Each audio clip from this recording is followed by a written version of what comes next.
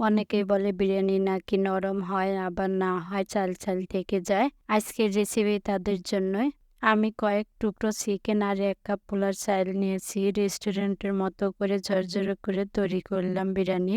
এরকম ঝরঝরে করে বিরিয়ানি রান্না করলে 1 প্লেটে বিরিয়ানি নিমেষেই শেষ হয়ে যাবে। আসসালামু আলাইকুম, welcome back to my channel Swapna cooking technique. Swapna কুকিংয়ের পক্ষ থেকে সবাইকে স্বাগতম জানাই। প্রতিদিনের মতো দারুণ স্বাদের চিকেন বিরিয়ানি আপনাদের সাথে শেয়ার করছি।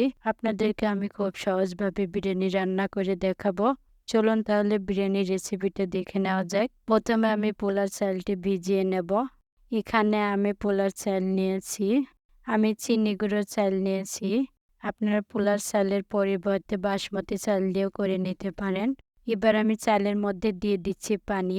চালটা আমি পানি দিয়ে ভালো করে ধুয়ে নেব, তারপরে ভিজিয়ে রাখবো আধা ঘন্টার জন্য। এবার এর মধ্যে চিকেনটা রান্না করে নেব। তার জন্য আমি এখানে কয়েক পিস চিকেন নিয়েছি। দেখুন বন্ধুরা, আমি ছোট ছোট করে কেটে নিয়েছি। ছোট করে পিস করে বিরিয়ানি রান্না করলে বেশি মজা লাগে, তার জন্য আমি ছোট করে নিয়েছি। চিকেনটা আমি ধুয়ে পরিষ্কার করে নিয়েছি। এর মধ্যে দিয়ে দেব মশলাগুলো। প্রথমে দিয়ে দিছি জিরে গুঁড়ো 1 ফুট কাপ, আর দিয়ে দিছি 1 ফুট কাপ শুকনো মরিচের গুঁড়া। বিরিয়ানিটা যদি একটু জাল হয় খেতে কিন্তু বেশি মজা লাগে, আমি তার জন্য মরিচের গুঁড়ো দিয়ে দিলাম। এবার দিয়ে দিছি স্বাদ মতো লবণ, আর দিয়ে দিছি 1 চা চামচ আদা রসুন পেস্ট। এবার এর মধ্যে দিয়ে দিচ্ছি পেঁয়াজের বেরেস্তা। আমি আগে থেকে বেরেস্তাটা ভেজে রেখেছিলাম। পেঁয়াজের দাম তো অনেক, আমি তার জন্য অল্প করে দিয়ে দিলাম বন্ধুরা। আর দিয়ে দিচ্ছি কাঁচামরিচের সস। এবার দিয়ে দিছি টমেটো সস 1 চা চামচ, আর দিয়ে দিছি সয়া সস 2 চা চামচ।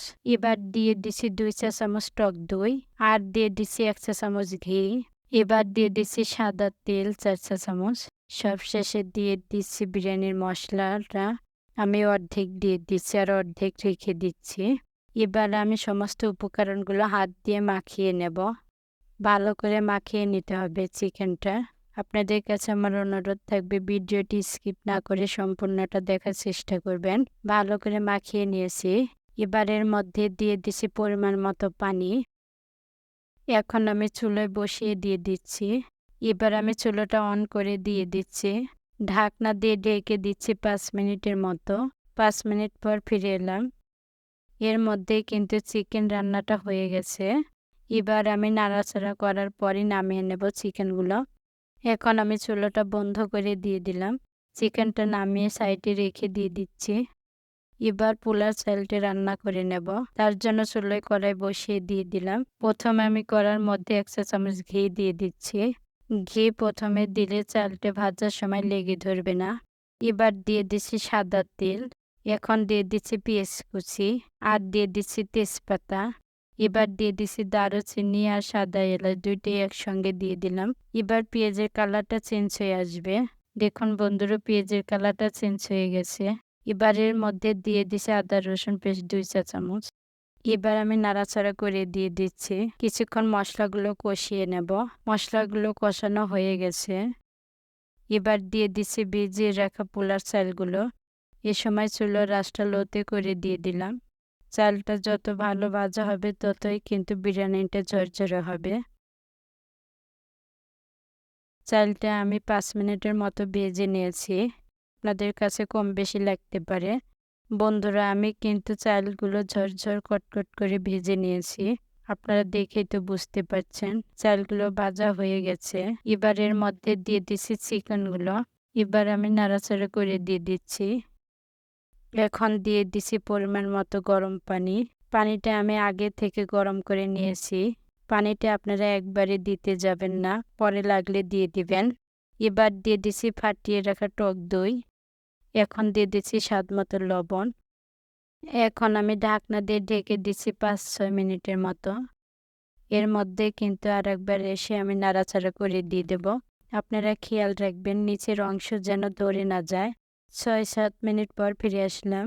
এবার দিয়ে দিছি 1 চা চামচ চিনি। এখন দিয়ে দিছি গোটা কাঁচামরিচ। আবারও একটু নাড়াচাড়া করে দিয়ে দিচ্ছি।